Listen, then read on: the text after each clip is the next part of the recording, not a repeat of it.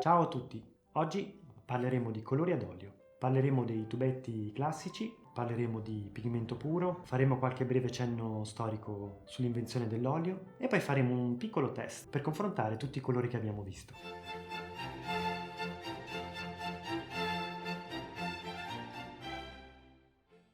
La pittura ad olio sembra che nasca già fin dai tempi dei Romani. Abbiamo qualche traccia di dipinto fatto nell'antica Roma, ma la diffusione più grande ce l'abbiamo nell'epoca rinascimentale. Un pittore in particolare sembra abbia raccolto le esperienze della pittura fiamminga, Antonello da Messina, e sembra che poi abbia portato, grazie a lui, quindi lo sviluppo in tutta l'Italia della pittura ad olio. Quali sono le grandi caratteristiche della pittura ad olio rispetto alla pittura precedente? Sono l'utilizzo dell'olio come legante che permette una grande lavorabilità. Cosa vuol dire? Vuol dire che l'olio, essendo una sostanza grassa, permette al colore mischiato, al pigmento che mischiamo, di avere un tempo di lavorazione più lungo, cioè proprio noi possiamo lavorarlo per ore. Per questo infatti i nostri colori, che vengono dai tubetti o anche quelli che faremo noi con i pigmenti puri mischiati all'olio, possono durare freschi per giorni e giorni. In inverno, con un po' di umidità, addirittura un colore si può asciugare dopo una settimana. Ma è proprio grazie a questa caratteristica di utilizzare quindi l'olio, che ci permette questo tempo di lavorazione molto lungo, che si crea una pellicola tra pigmento e olio che è molto resistente. Una volta applicata sulla tela diventerà veramente tenace e potrà sfidare addirittura i secoli. Noi abbiamo dei dipinti ben conservati che sono dell'epoca rinascimentale, quindi parliamo di 500 anni.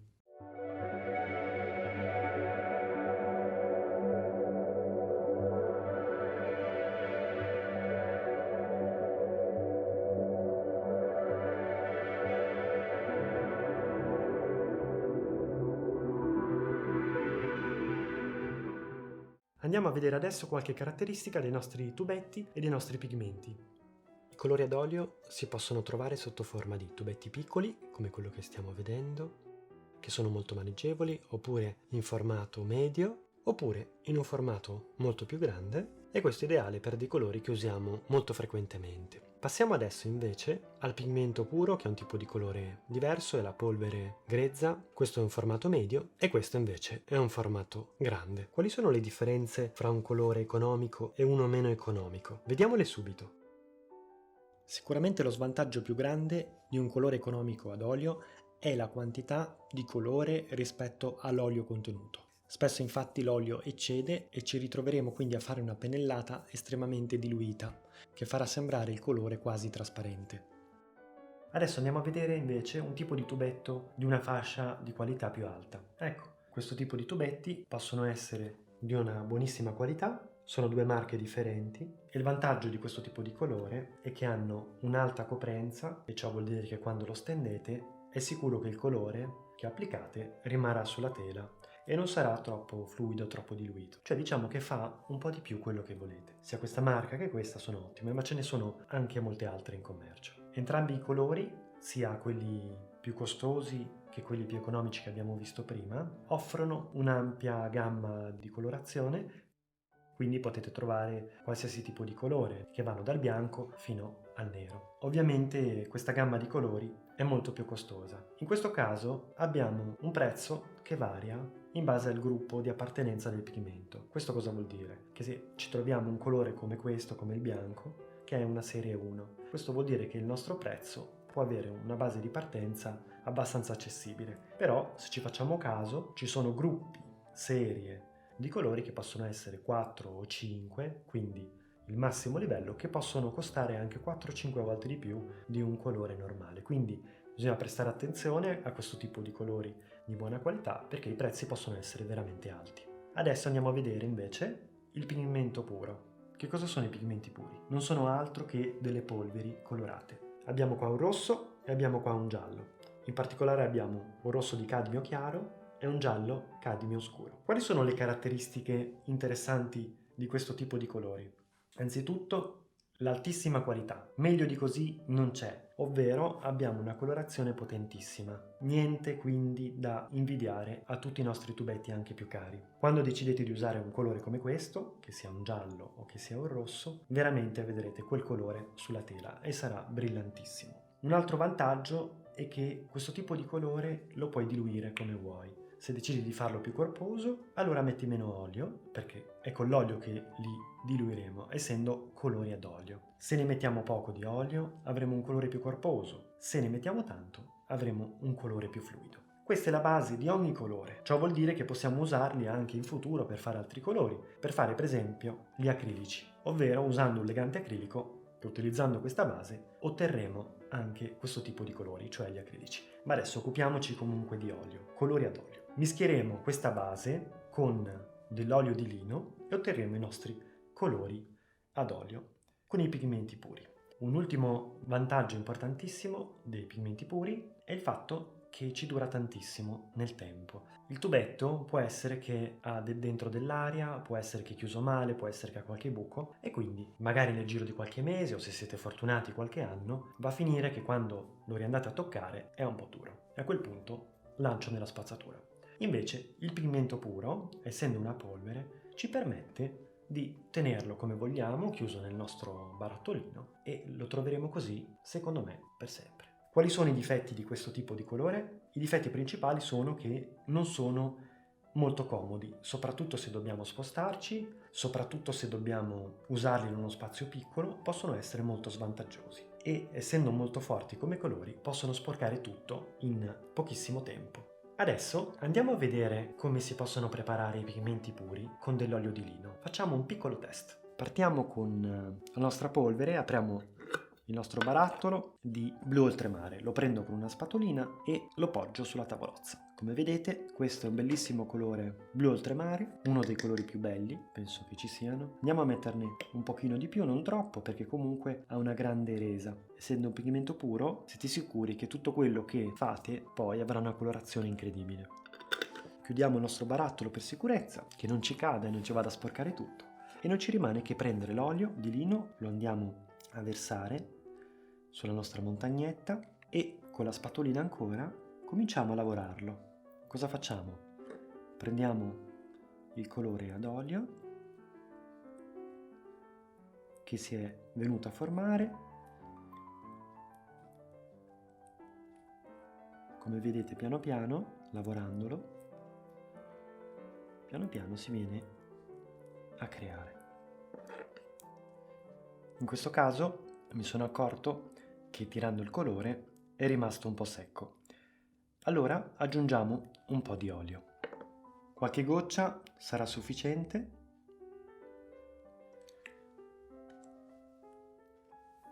E proviamo di nuovo a rimpastare tutto e vediamo se torna a essere un po' fluido. Ecco, io credo che adesso abbiamo raggiunto la consistenza ideale.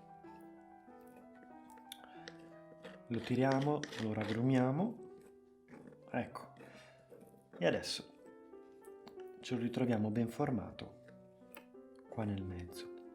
Abbiamo ottenuto quindi un bel colore oltremare. Come potete vedere la colorazione è più scura del colore di partenza. Il colore di partenza era un colore più chiaro e adesso sembra quasi prossimo al nero. In verità questa è la colorazione proprio del colore oltremare, steso sulla tela tenderà a un colore blu violaceo. Adesso vi racconterò qualcosa sulla coprenza, sulla semitrasparenza e sulla trasparenza dei nostri tubetti di colori ad olio. Partiamo con un colore coprente. Andiamolo a vedere. Qui trovate impresso un quadratino nero. Lo vedete? Ecco, questo è il nostro simbolo di coprenza. Cosa vuol dire che questo colore è coprente? Vuol dire che quando noi lo andiamo a applicare sulla tela sarà un colore molto corposo, molto pieno. Questa qualità si associa a tanti colori come i bianchi, per esempio questo è un bianco di titanio ed è molto coprente, sarà un'ottima base per fare tanti colori per gli incarnati, per tutti i colori diciamo più chiari. Questa caratteristica la ritroviamo nelle terre spesso e in altri colori che poi vedremo. In ogni caso, quando vedete un quadrato riempito nero nei vostri colori, nei tubetti, fateci caso, sapete che quel colore lì è coprente. Se invece troviamo un quadrato che è riempito a metà e c'è una diagonale che riempie una parte e l'altra invece vuota, allora sappiamo che questo colore è semitrasparente. Questo colore vuol dire che ha meno qualità di coprenza e si avvicina al colore trasparente. Andiamo a vedere invece il simbolo del colore trasparente. È un quadrato vuoto che rimane quindi bianco. Come potete vedere, questo colore qui è un colore trasparente e quindi ha questa caratteristica di leggerezza e di fluidità. I colori trasparenti sono molto indicati per le velature. Che cosa sono le velature lo vedremo in un altro video. In ogni caso possiamo dire che sono delle pennellate molto leggere che hanno bisogno di un colore leggero, un colore trasparente, quindi che sia molto fluido. Quindi, ricapitolando, abbiamo i colori coprenti, semitrasparenti e abbiamo i colori trasparenti. Tutti e tre possono essere molto utili per la nostra stesura, per dipingere ottimamente il nostro quadro. Adesso faremo un test con 3 tipi di colore. Partiamo con un colore economico, poi passiamo a un colore in tubetto di alta qualità, fino ad arrivare poi a fare una prova di stesura con il pigmento puro. Partiamo quindi a spennellare con il blu oltremare, saranno tutti e 3 blu oltremare. Partiamo con il primo, quindi colore economico. Come vedete la stesura risulta un po' trasparente, vedete che si vede un po' sottostante il bianco della tela che affiora. Adesso puliamo il pennello e andiamo subito a provare il colore di alta qualità. È un colore sempre da tubetto, di una marca ottima. Andiamo a stenderlo. Come potete vedere la differenza è piuttosto notevole. Vedete come aderisce bene sulla tela, è comprente, è compatto, è più luminoso. Bene, adesso sono proprio curioso di vedere il pigmento puro, che differenza ha con l'ultimissima pennellata che abbiamo fatto con il colore di alta qualità. Pulisco il pennello però prima. Ecco, ho raccolto dalla tavolozza il pigmento puro e andiamo a vederlo subito sulla tela. Eccolo qua. Come possiamo vedere ha una grande somiglianza con il colore che abbiamo precedentemente steso, con quello di marca, perché il colore risulta bello luminoso, ma in più abbiamo ancora più luminosità e ancora più forza nel colore.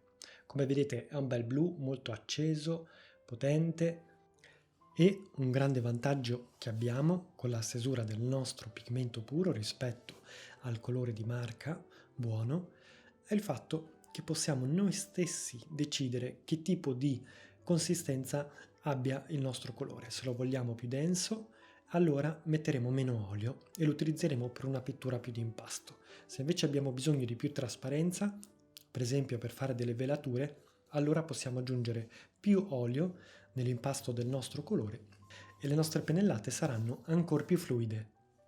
Con i colori che abbiamo visto, sia quelli economici che quelli meno economici, possiamo fare di tutto. Possiamo fare da subito dei capolavori, quindi non dobbiamo preoccuparci troppo del tipo di colore che andremo a usare. Nei primi anni dell'accademia utilizzavo qualsiasi colore mi capitasse sotto mano.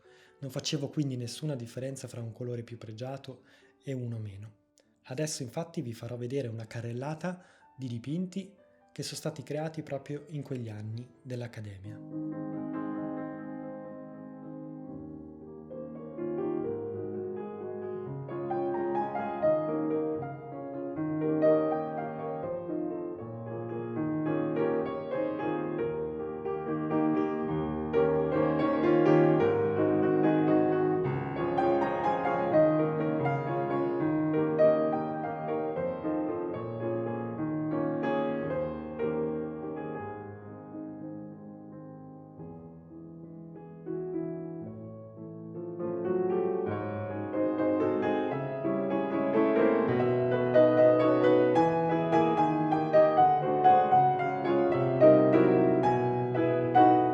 Adesso vediamo una lista base di colori che possono esservi d'aiuto per iniziare i nostri primi quadri. Il bianco di titanio, il giallo di cadmio, il rosso di cadmio, poi abbiamo il rosso magenta primario, il blu oltremare chiaro, da non confondere con il blu cobalto, poi abbiamo la terra verde, abbiamo l'ocra d'oro, terra di siena bruciata e per finire abbiamo un nero d'avorio. Grazie a tutti per la visione di questo video, buona pittura e soprattutto buoni colori!